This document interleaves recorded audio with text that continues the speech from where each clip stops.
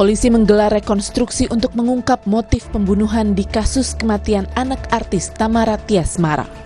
Ada 115 reka ulang adegan pembunuhan yang dilakukan tersangka Yuda Arfandi, mulai dari rumah hingga adegan di kolam renang.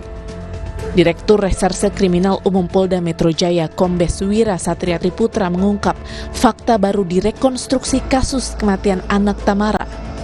Polisi menyebut pelaku yang juga mantan kekasih Tamara membantah telah mengakses informasi untuk mengetahui keberadaan CCTV di kolam renang. Padahal dari bukti yang dimiliki polisi, tersangka sempat membrowsing internet untuk mengetahui apakah ada CCTV atau tidak di kolam renang.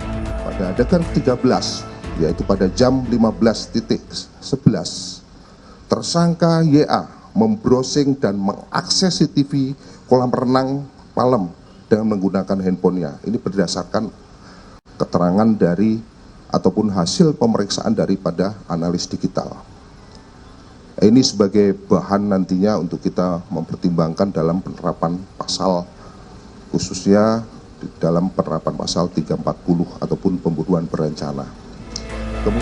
Polisi memastikan fakta dan bukti baru yang didapatkan terkait pengecekan CCTV di lokasi yang dilakukan sebelum kematian anak Tamara bisa menguatkan pasal pembunuhan berencana. Tim Liputan Kompas TV.